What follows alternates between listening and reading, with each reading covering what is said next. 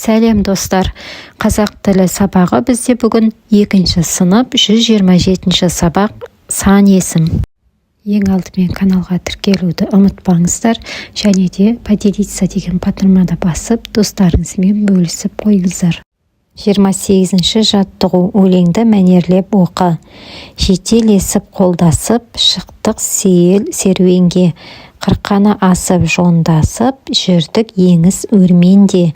Ауыл қалды жырақта, жұбымызды жазбадық. Аунап жасыл құраққа, тау қойнауын шарладық. Өлеңнің авторы Болат Үсенбаев. Өлең не туралы? Оған ат қой. Бұл сипаттау мәтіні ме, әлде әңгімелеу мәтіні ме? Өлең табиғатта серуендеу туралы. Тақырыпты табиғаттағы серуен деп қойсақ болады. Өлең әңгімелеу мәтіні болып табылады. 29-ші жаттығу.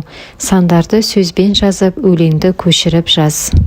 1, 2, 3, ал кәнеки, 3, 4, 5, 6, 7, мынау ауыл шеті.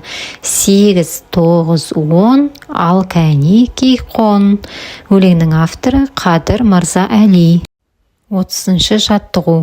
Жаңылтпашты жатқа айт. Ала көл, дара көл, ала көлді қара көр, ол көл, мөлдір көл. Ескен Елубайдың жаңылтпашы.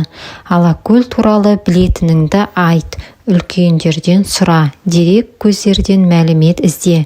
Өзің ала көлге барып көрдің бе, ол саған ұнай ма? Ал енді балалар, дерек көздерден ала көл туралы мәліметке назар аударайық. Алакөл Алматы мен Шығыс Қазақстан облыстарының шекарасында орналасқан тұзды су қоймасы. Бұл көлдің суы ежелден бері өзінің емдік қасиеттерімен белгілі. Ол балыққа бай. Бұл көлде алабұға, салпы-ерін, көксерке, сазан және мөңке балықтары тіршілік етеді. Сондай-ақ бірқазан, ақбас үйрек, фламинго және қарабай сияқты сирек кездесетін құстарды кездестіруге болады. 31-ші жаттығу.